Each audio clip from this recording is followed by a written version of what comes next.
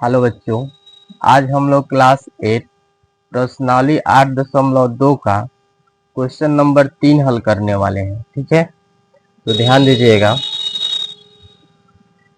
Question 3 है, एक बिजली के पंखे को 510 रुपए में बेचने पर एक दुकानदार को 15% की हानि उठानी पड़ती है। बताइए दुकानदार ने पंखा कितने में खरीदा? यदि वह पंखे को 630 रुपए में बेचे तो उसे कितने प्रतिशत लाभ या हानि होगी? ध्यान दीजिएगा। बोल रहा है कि एक बिजली के पंखे को 510 रुपया में बेचने पर 15% की हानि हो रही है। ठीक है, फिर बोल रहा है दुकानदार ने पंखा कितने में खरीदा, तो हम लोग को क्रय मूल्य बताना है, कितने में पंखा को खरीदा गया है।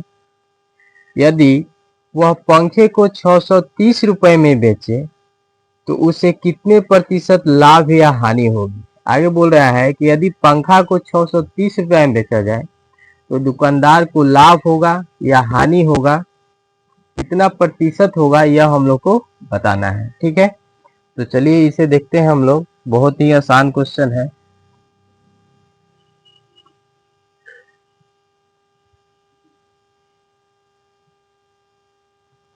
देखिए यहाँ पर दिया हुआ है पंखे का विक्रय मूल्य।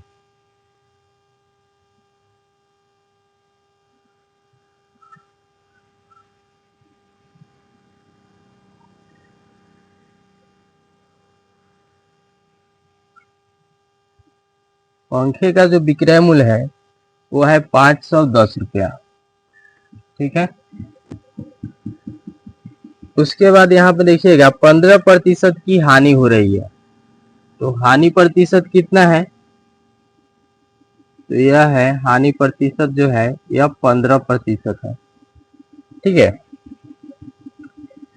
चलिए उसके बाद बोल रहा है कि दुकानदार ने जो पंखा को क्या किया है, कितने में खरीदा है, यह हम लोग को बताना है। ठीक है, तो क्रय मूल्य हम लोग को बताना है। क्रय मूल्य बराबर, देखिए क्रय मूल्य बराबर फॉर्मूला क्या होता है? तो यह होता है विक्रय मूल्य इंटू 100 बाई 100 माइनस हानि प्रतिशत। देखिए यह है फॉर्मूला क्रय मूल्य निकालने का, जब हम लोग क्या पता हो, हानि प्रतिशत पता हो और विक्रय मूल्य पता हो। ठीक है, तो ध्यान दीजिएगा, जो विक्रय मूल्य है उसे हम लिख देते हैं 510 रुपया इंटू 100/100 माइनस हानि प्रतिशत कितना है, तो यह है 15। ठीक है, अब देखिए 510 इंटू 100/100 में से हम 15 को घटा देते हैं, 10 में से 5 जाएगा 5 और 9 में से 1 जाएगा 8, 85 हो गया।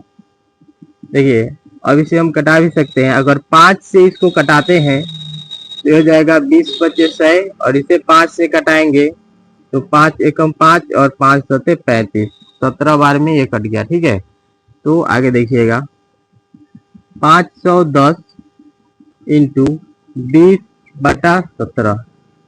ठीक है, अब यहाँ से कट जाएगा 17 तिया 51, यह 0 आ गया। ठीक है, अब देखिए 3 में 2 से गुना करेंगे 6 और ये 2 ठो 0 आ गया 600। ठीक है, तो हम लोग क्या निकाल रहे थे, क्रय मूल्य। तो क्रय मूल्य हम लोग कितना पता चल गया, क्रय मूल्य बराबर 600। ठीक है, अब आगे हम लोग देखते हैं क्वेश्चन में, ये क्रय मूल्य हम लोग को पता चल गया। अब क्या बोला है, बताइए दुकानदार ने पंखा कितने में खरीदा, तो कितने में खरीदा है, 600 में खरीदा है। और यदि वह पंखे को 630 में बेचे तो अब विक्रय मूल्य कितना है, अब विक्रय मूल्य 630 हो गया। ठीक है, अगर 630 में बेचे तो उसको लाभ होगा या हानि होगा, कितना प्रतिशत होगा, ये हम लोग को बताना है। ठीक है, तो अब यहाँ पर ध्यान दीजिएगा, क्रय मूल्य जो है वो 600 है और विक्रय मूल्य जो है 630 है। तो जब विक्रय मूल्य अधिक होता है तो लाभ होता है, क्या होता है, लाभ होता है। तो इसलिए हम लोग लाभ वाले फॉर्मूला लगाएंगे। ठीक है, लाभ बराबर क्या होता है, विक्रय मूल्य माइनस क्रय मूल्य। ठीक है, ये फॉर्मूला है लाभ निकालने के लिए। अब ध्यान दीजिए, विक्रय मूल्य कितना है 630 माइनस क्रय मूल्य कितना है 600। तो यहाँ पे हम लोग को लाभ कितना हो रहा है, 30 रुपया लाभ हो रहा है। ठीक है, लाभ कितना हो गया, 30 रुपया। अब आगे ध्यान दीजिएगा, हम लोग को लाभ प्रतिशत निकालना है। क्या निकालना है, लाभ प्रतिशत। तो लाभ प्रतिशत का फॉर्मूला क्या होता है, लाभ गुना 100% बटा क्रय मूल्य। ये जो है लाभ प्रतिशत निकालने का फॉर्मूला है। ठीक है, इस फॉर्मूले से आप लाभ प्रतिशत आराम से निकाल सकते हैं। ठीक है, देखिए जो लाभ है वो कितना हुआ है, तो लाभ हुआ है 30 रुपया। तो 30 गुना 100%, अब बटा में क्रय मूल्य कितना है 600। ठीक है, ये 2 जीरो से 2 जीरो कट जाएगा और उसके बाद 6 पच्चे 30, 5 से कट गया तो 5 और ये प्रतिशत के साइन 5%। तो हम लोग को 5% जो है यह लाभ हुआ है पंखे को 630 रुपए में बेचने पर। तो यह क्वेश्चन नंबर 3 का सॉल्यूशन है। ठीक है, क्वेश्चन नंबर 4 देखते हैं। मुकेश स्पोर्ट्स की दुकान से एक फुटबॉल गेंद 20% के बट्टे पर 192 रुपए में खरीदता है, तो फुटबॉल गेंद का अंकित मूल्य क्या होगा। ध्यान दीजिएगा, बोला है मुकेश स्पोर्ट्स की दुकान से एक फुटबॉल गेंद 20% के बट्टे पर 192 रुपया में खरीदता है। मतलब जो फुटबॉल का प्राइस है वो क्या है हम लोग को पता नहीं है, लेकिन 20% के छूट पर 192 रुपए में फुटबॉल को मुकेश खरीद रहा है। ठीक है, बोल रहा है फुटबॉल गेंद का अंकित मूल्य क्या था, यानी कि जो फुटबॉल है उस पर कितना प्राइस लिखा हुआ था और उस पर 20% डिस्काउंट करने के बाद 192 रुपए में मुकेश जो है खरीदा हुआ है। ठीक है, तो चलिए आइए इसे हम लोग हल करते हैं। ध्यान दीजिएगा,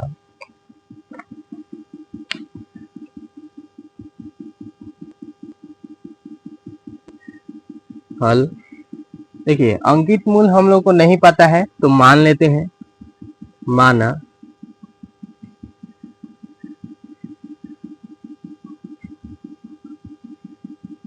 फुटबॉल का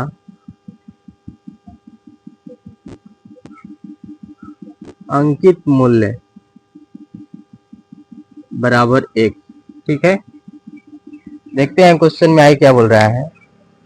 बोल रहा है जो अंकित मूल्य है उसमें 20% का छूट मिल रहा है और 20% के छूट मिलने पर 192 रुपए में क्या किया गया है, उस फुटबॉल को खरीदा गया है मुकेश के द्वारा। ठीक है, तो ध्यान दीजिएगा, अंकित मूल्य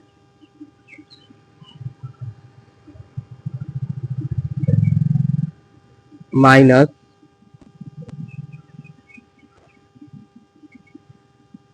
अंकित मूल्य का 20% बराबर 192। ठीक है, 192 ही है, 192। ठीक है, देखिए जो अंकित मूल्य है उसमें से अंकित मूल्य का 20% छूट मिलने पर 192 रुपए में खरीदा गया है फुटबॉल को। ठीक है, तो इसे हम लोग देखते हैं अंकित मूल्य कितना है, तो हम लोग x माने हैं, x माइनस। ठीक है, अंकित मूल्य यानी कि 1 गुना 20%, ठीक है, बराबर 192। अब देखिए x माइनस 1 गुना 20 और ये प्रतिशत का चिन्ह हटेगा तो बाटा में 100 हो जाएगा, बराबर 192, ठीक है। अब देखिए ये कट जाएगा, 20 25 है, क्या हुआ, x माइनस 1/5 बराबर 192, ठीक है। इसे हम लोग बटा पर का घटाव कर लेंगे तो 1 और 5 का एलसीएम क्या आएगा, 5 आएगा, ठीक है। और 5 में 1 से हम लोग भाग करेंगे तो 5 आएगा, और 5 में 1 से गुना करेंगे तो 5x माइनस 5 में 5 से भाग करेंगे तो 1 आएगा, और 1 में 1 से गुना करेंगे तो 1 ही होगा, बराबर 192, ठीक है। अब देखिए 5x में से 1x घटेगा तो ये हो गया 4x बटा में 5 बराबर 192, ठीक है। अब यहाँ पे ध्यान दीजिएगा 4x बराबर 192 और यह भाग में है, बराबर के इस साइड में भेजेंगे तो ये हो जाएगा गुना में, ठीक है। x बराबर 192 गुना 5 बटा, यहाँ देखिए 4 जो है यह गुना में है, बराबर के राइट साइड में भेजेंगे यानी कि दाएं पक्ष में तो यह भाग में हो जाएगा, तो यहाँ पे इसको लिख दूँ, ठीक है। अब देखिए इसको भाग करते हैं, 4 चौका 16, इसमें से बच गया कितना, 3 और 2 तो 32 हो गया, तो ये कितना से हो जाएगा, 32 32 हो जाएगा। अगर 4 से फिर भाग करेंगे तो 8 चौका 32, ठीक है, तो यह 8 से हो गया। आगे ध्यान दीजिएगा 48 गुना 5, 48 से 5 से करते हैं तो x बराबर कितना आएगा, 8 5 8 में करेंगे 5 से कितना हो जाएगा, 5 8 40 के 0, 5 चौका 20 और 4 24, 240 रुपया हो रहा है, ठीक है। कितना हो रहा है, 240 रुपया एक्स का मान। तो एक्स हम लोग किसको माने, फुटबॉल का अंकित मूल, तो क्या हो जाएगा, अतः फुटबॉल का अंकित मूल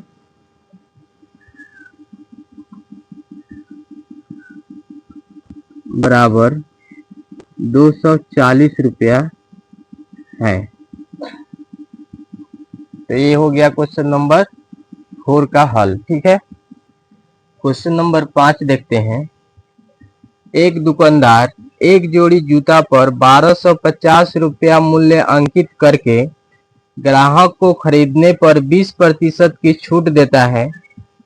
छूट देने के बाद भी दुकानदार को 25% का लाभ प्राप्त होता है, तो जूते का क्रय मूल्य क्या है।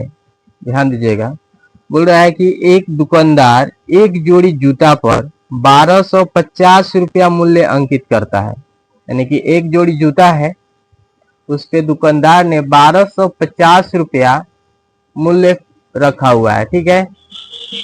उसके बाद बोल रहा है जो 1250 रुपया है उसमें खरीदने वाले को यानी ग्राहक को 20% की छूट दी जा रही है, ठीक है। और 20% की छूट देने के बाद भी दुकानदार को 25% की लाभ हो रही है, ठीक है।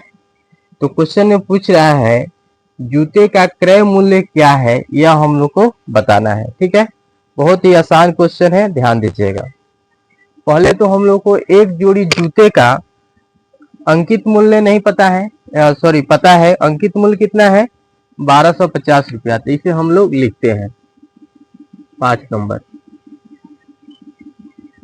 हल। एक जोड़ी जूते का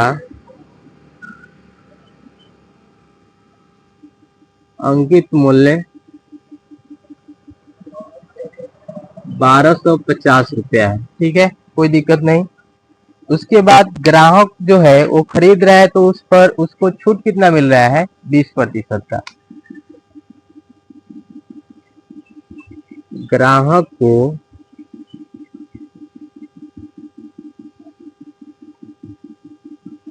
खरीदने पर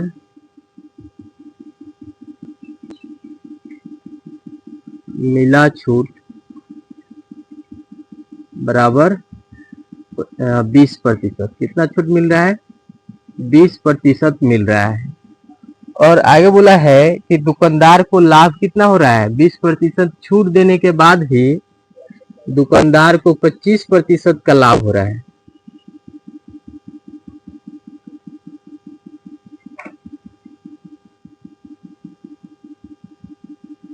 दुकानदार को लाभ कितना हो रहा है? 25%।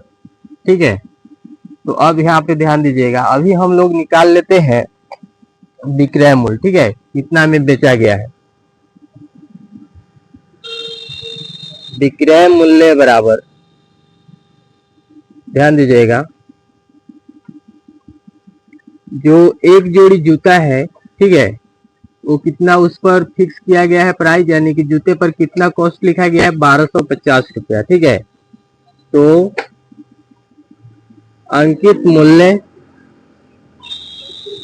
माइनस जो अंकित मूल्य है 1250 रुपया, उसी में से 1250 रुपये का 20% का छूट दिया गया है।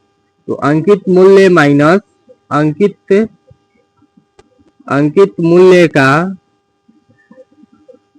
मूल्य का 20% क्या दिया गया है? छूट दिया गया है।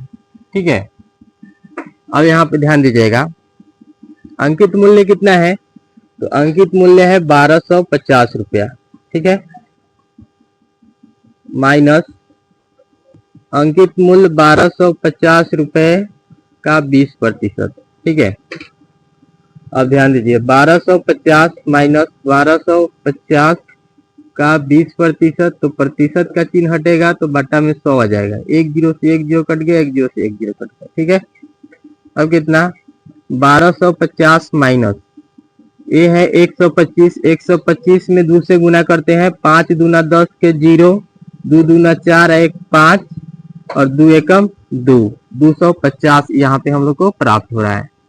अब देखिए, 1250 में से 250 घटाएंगे तो 1000 हम लोग यहाँ प्राप्त हुआ। तो विक्रय मूल्य कितना हो गया? विक्रय मूल्य हो गया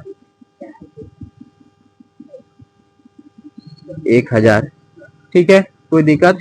यहाँ तक आसानी से आप लोग हल कर सकते हैं। ठीक है, अब ध्यान दीजिएगा, अब हम लोग को निकालना है क्रय मूल्य। ठीक है, तो क्रय मूल्य के लिए क्या होगा? क्रय मूल्य बराबर विक्रय मूल्य इंटू 100/100 प्लस लाभ प्रतिशत।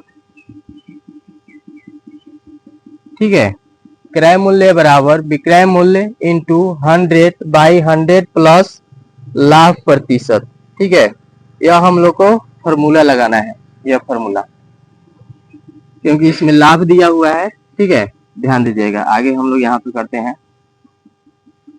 विक्रय मूल्य हम लोग को अभी कितना प्राप्त हुआ है?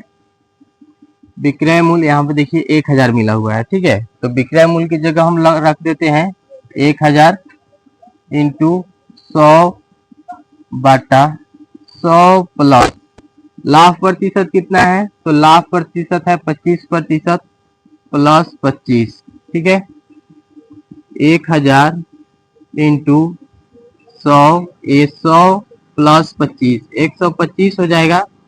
देखिए, 5 से इसको काटेंगे तो 20 है, और इसको काटेंगे तो कितना से हो जाएगा? 5 दूना 10 और 5 25, यह 25 बार में कट जाएगा। ठीक है, फिर अगर काटते हैं कितना से? 5 से, 5 चौका 20 और ये 5 25। अब कितना? 1000 इंटू 4/5, इसको हम 5 से अगर डिवाइड करते हैं तो कितना हो जाएगा? 5 दूना 10, ये 2 जीरो आ गया। ठीक है, क्या हो गया? 200 गुना 4, तो 2 चौका 8 और ये 2 जीरो हो गया 800। ठीक है, यहाँ पे ध्यान दीजिए, क्रय मूल्य हम लोग निकाल रहे हैं, तो क्या हो जाएगा? एक जोड़ी जूते का क्रय मूल्य बराबर 800। एक जोड़ी जूते का क्रय मूल्य क्या हम लोग प्राप्त हो गया 800। ठीक है, 800 में खरीदा हुआ है। विक्रय मूल्य क्या है तो 1000 है। तो इस तरह से आसानी से आप इस क्वेश्चन को भी हल कर सकते हैं। ठीक है, क्वेश्चन नंबर 6 देखते हैं। सोहन द्वारा एक डिपार्टमेंटल स्टोर से खरीदी गई सामग्री का बिल निम्नानुसार है।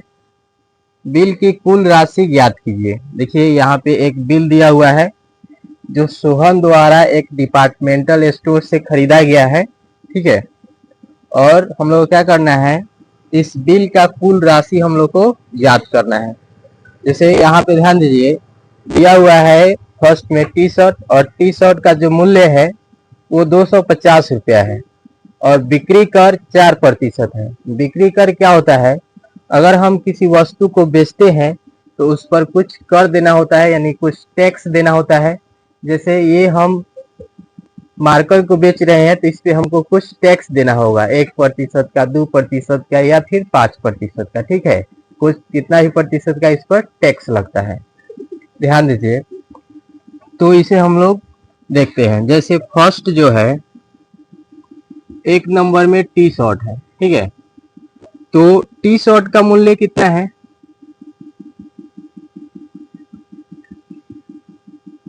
टी शर्ट का मूल्य, टी शर्ट का जो मूल्य है वो है 250 रुपया। ठीक है, और यहाँ पर ध्यान दीजिएगा, बिक्री कर, बिक्री कर जो है, बिक्री कर है 4%। ठीक है, तो 250 का 4% बिक्री कर इस पे लगेगा, तो 4% हम निकाल लेते हैं। 250 इंटू 4%, 250, ठीक है, इंटू 4, अब बाटा में 100, प्रतिशत का चिन्ह हटेगा तो एक जीरो से एक जीरो कट जाएगा। उसके बाद एक कट रहे, 2 से काट देते हैं तो हो जाएगा 2 दूना 4, 2 पचे 10, 5 25। ठीक है, तो 5 दूना 10, 10 रुपया बिक्री कर इस पे लग रहा है। ठीक है, तो इसका जो कुल मूल्य होगा, कुल मूल्य टी शर्ट का जो कुल मूल्य होगा क्या होगा, टी शर्ट का कुल मूल्य 250 रुपया तो है, और इस पे 10 रुपया टैक्स लग रहा है, तो ये क्या हो गया 260 रुपया। ठीक है, तो टी शर्ट जो है ये 260 रुपया में खरीदा गया है। इससे पूछा है कि बिक्री कर को रुपया में बताना है, तो बिक्री कर रुपया में क्या हो जाएगा, बिक्री कर, बिक्री कर रुपया में 10 रुपया है। ठीक है, चलिए अब हम लोग दूसरा देखते हैं। दूसरा क्या है, ध्यान दीजिए, दूसरा है क्रॉकरी, क्रॉकरी। तो ध्यान दीजिएगा, जो क्रॉकरी है इसका कितना मूल्य है, क्रॉकरी का मूल्य, क्रॉकरी का मूल्य है 300 रुपया। ठीक है, और इस पर विक्रय मूल्य लगा है, विक्रय मूल्य नहीं, विक्रय मूल्य नहीं, सॉरी, इस पे बिक्री कर लगा है, बिक्री कर, बिक्री कर कितना लगा हुआ है, तो इस पे 10% लगा हुआ है। ठीक है, अब ध्यान दीजिएगा, 300 जो है एक क्रॉकरी का मूल्य है, अब बिक्री कर जो होता है इसके अलावा देना पड़ता है 10%, तो मूल्य क्या हो जाएगा इसका, 300 का 10% निकाल लेते हैं, प्रतिशत का चिन्ह यहाँ पे लगेगा। ठीक है, 300 गुना 10, प्रतिशत का चिन्ह हटेगा तो बटा में 100, ये 2 जीरो से 2 जीरो कट जाएगा, 3 दहा के 30, तो 30 रुपया क्या हो गया बिक्री कर। बिक्री कर जो है यह 30 रुपया हम लोग को रुपया में पता चल गया। ठीक है, अब ध्यान दीजिएगा, इसमें हम निकालते हैं कुल मूल। कुल मूल कितना हो जाएगा? 300 प्लस 30, तो 330 रुपया क्रॉकरी का विक्रय, सॉरी, क्रॉकरी का कुल मूल्य हो गया कितना? 330 रुपया। ठीक है, चलिए अब यहाँ पे हम देखते हैं 3 नंबर में। 3 नंबर में क्या है, ध्यान दीजिएगा।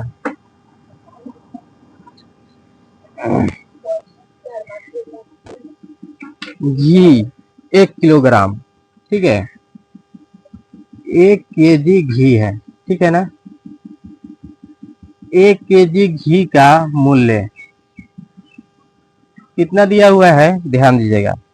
1 केजी घी का मूल्य दिया हुआ है 260 रुपया, और इस पर जो बिक्री कर है, बिक्री कर ये कितना है, तो यह है 5%। ठीक है, तो 260 का 5% हम लोग देख लेते हैं कितना आता है। 260 इंटू 5, ये प्रतिशत का चिन्ह है, यहाँ से हटाएंगे तो बटा में 100 आ जाएगा, 0 से 0 कट जाएगा, 5 दूना 10, ठीक है, और ये 2 से 13 दूना 26, तो 13 रुपया हम लोग को बिक्री कर पता चल गया रुपया में। ठीक है, यहाँ पे आप लिख सकते हैं बिक्री कर बराबर 13 रुपया। ठीक है, अब कुल मूल्य 1 केजी का क्या हो जाएगा? 1 केजी घी का कुल मूल्य बराबर क्या हो रहा है, ध्यान दीजिएगा। 260 रुपया तो है पहले से, 260 प्लस 13, 0 में 3 जोड़ेंगे 3, 6 में 1 जोड़ेंगे 7, 273 रुपया हो गया। ठीक है, अब ध्यान दीजिएगा आगे।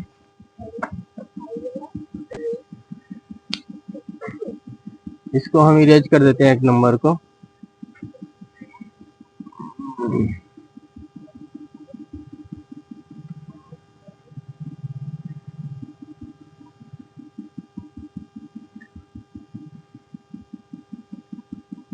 ध्यान दीजिएगा, 4 नंबर में क्या है, तो 4 नंबर में है मूंग दाल 1 किलोग्राम। ठीक है, तो 1 केजी मूंग दाल का मूल्य कितना दिया हुआ है, तो ये दिया हुआ है 60 रुपया। ठीक है, और इसमें बिक्री कर कितना है, बिक्री कर है 2%।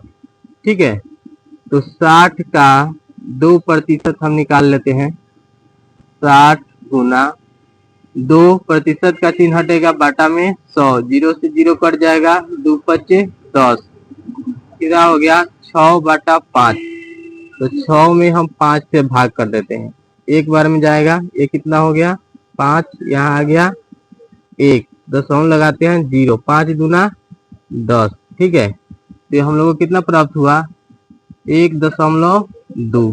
ठीक है, आगे देखते हैं। देखिए, अब जो है बिक्री कर हम लोग को रुपया में पता चल गया कितना, 1 रुपया 20 पैसा। ठीक है, बिक्री कर 1 रुपया 20 पैसा, ये हो गया हम लोग को रुपया में। ठीक है, रुपया में। अब ध्यान दीजिएगा, कुल मूल्य क्या हो जाएगा, 1 केजी मूंग दाल का कुल मूल्य बराबर 60 प्लस 1.2, 61.2 हो जाएगा ये। ठीक है, चलिए आगे देखते हैं। नेक्स्ट क्वेश्चन में क्या बोला है, कुल राशि ज्ञात करें। ठीक है, कुल राशि ज्ञात करना है, तो यहाँ पे हम कर देते हैं। कुल राशि कैसे ज्ञात करना है, कुल राशि, ध्यान दीजिए, जो फर्स्ट था, फर्स्ट क्या था, तो फर्स्ट था टी शर्ट 250, इसका दाम था, 4% बिक्री कर हम लोग निकाल के जोड़े हैं तो 260 हम लोग को प्राप्त हुआ है। ठीक है, तो 260 प्लस, अब देखिए उसके बाद 2 नंबर में क्या है, तो 2 नंबर में क्रॉकरी है, क्रॉकरी का कुल मूल्य हम लोग को क्या प्राप्त हुआ,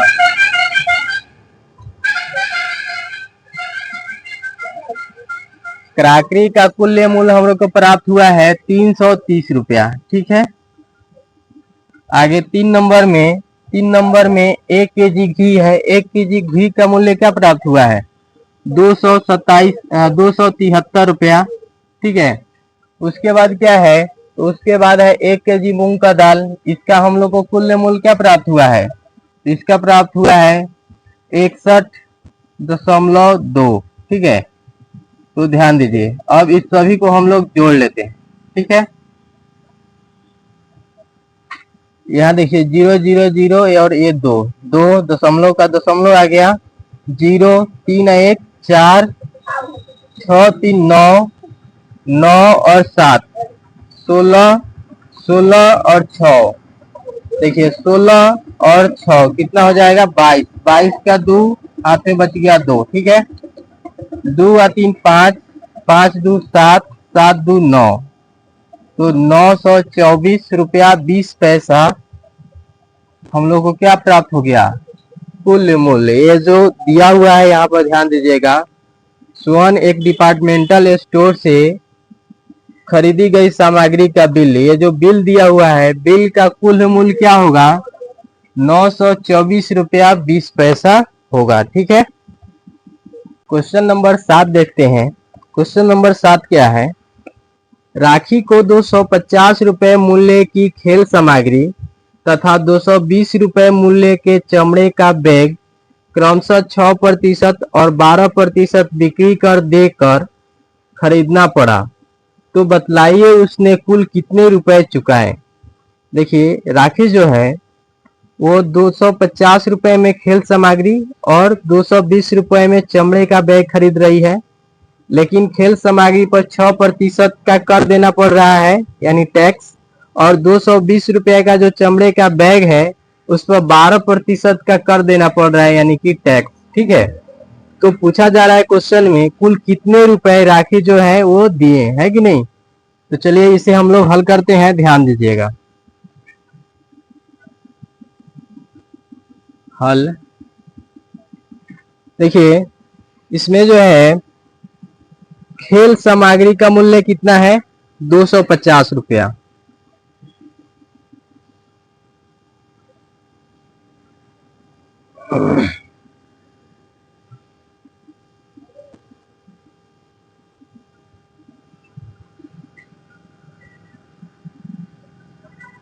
ठीक है। आगे देखिएगा, उसके बाद जो है चमड़े का बैग का मूल्य कितना है,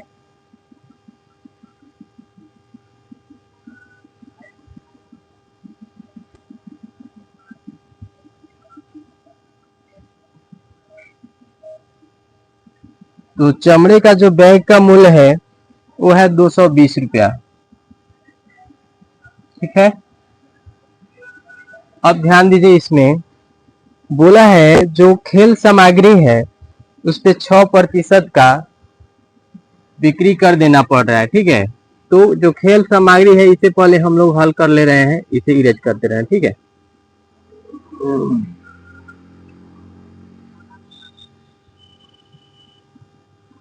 बिक्री कर खेल सामग्री पर 6% का लग रहा है। ठीक है, तो 250 का 6%, इसे निकाल लेते हैं। 250 गुना 6%, का चिन्ह हटेगा तो बाटा में 100 आ जाएगा, 0 से 0 कट गया, 5 दूना 10 और 5 25। ठीक है, ये 2 से कट जाएगा, 2 3 6, 5 गुना 3 बराबर 15। तो देखिए ये जो 15 रुपया है यह क्या है, तो यह बिक्री कर है रुपया में, ठीक है। तो 15 रुपया अधिक इसको देना पड़ेगा, किसको, राखी को। जो खेल सामग्री का मूल्य है वो 250 रुपया है, ठीक है, लेकिन इस पे 6% का बिक्री कर भी देना पड़ रहा है, ठीक है, यानी कि टैक्स देना पड़ रहा है। तो खेल सामग्री का कुल मूल्य क्या हो जाएगा, खेल सामग्री का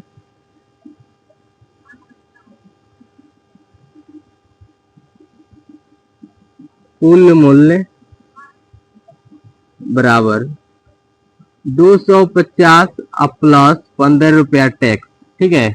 5 और 0 5 हो गया, 5 1 6 और 2 का 2, 265 रुपया राशि को देना पड़ रहा है खेल सामग्री के लिए, ठीक है।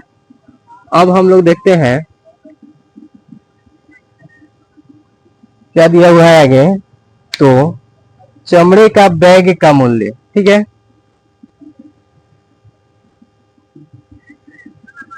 चमड़े का बैग का मूल्य कितना है। तो इसका चमड़े का बैग का जो मूल्य है वो 220 रुपया है, ठीक है। और बिक्री कर कितना है, तो बिक्री कर है 12%, कितना है, 12%। तो 220 का 12% हम निकाल देते हैं। 220 गुना 12%, का चिन्ह हटेगा तो बटा में हो जाएगा 100, 0 से 0 कट गया, ये 2 से काट रहे हैं तो 6 दूना 12, 5 दूना 10, ठीक है। उसके बाद क्या हो जाएगा, 22 में 6 से गुना कर दे रहे हैं, 22 गुना 6 बटा में 5 है, 6 दूना 12 के 2, 6 दूना 12 1 13 बटा 5। अब भाग कर दे रहे हैं 132 में 5 से, ठीक है, 132 भागा 5, 5 दूना 10, यहाँ से आ गया 3, यहाँ से आ गया 2, ठीक है, 5 6 30, 2.0, 5 चौका 20, ठीक है। तो हम लोग क्या प्राप्त हो रहा है, 26.4 यानी 26 रुपया 40 पैसा, ठीक है। ये क्या प्राप्त हुआ हम लोग को, तो ये 12% हम लोग को बिक्री कर जो दिए हैं वो प्राप्त हुआ। 220 का 12% कितना प्राप्त हुआ, 26.40 यानी कि 4। ध्यान दीजिएगा। अब हम लोग देखते हैं जो चमड़े का बैग है इसका कुल मूल्य कितना हो जाएगा। चमड़े के मूल्य का कुल मूल्य बराबर, देखिए 220 रुपया तो है और इस पर 12% का टैक्स लगा हुआ है, तो 12% कितना हुआ है, 26.4, ठीक है। इसे हम लोग जोड़ देते हैं, 4.6 में 0 जोड़ेंगे 6 होगा, 2 और 2 4, अरे 246.4 यानी कि 246 रुपया 40 पैसा जो है चमड़े के बैग के लिए राखी दी है कि नहीं। अब देखिए आगे क्या बोला है, तो बतलाइए उसने कुल कितने रुपए चुकाए। तो दोनों को मिलाकर, ठीक है, दोनों को मिलाकर कितने रुपए चुकाए। अतः राखी ने कुल रुपया दिया, क्या हो जाएगा, तो फर्स्ट दिया है 265 प्लस 246.4, जोड़ेंगे तो क्या होगा, ये तो हो गया 4.65 11 का 1 हाथे बच गया 1, 6 4 10 1 11 का 1 हाथ में 1 बचा, 2 2 4 1 5, 511 रुपया 40 पैसा कुल राखी को देना पड़ा, ठीक है। तो इस तरह से आप लोग इस क्वेश्चन को हल कर सकते हैं, ठीक है।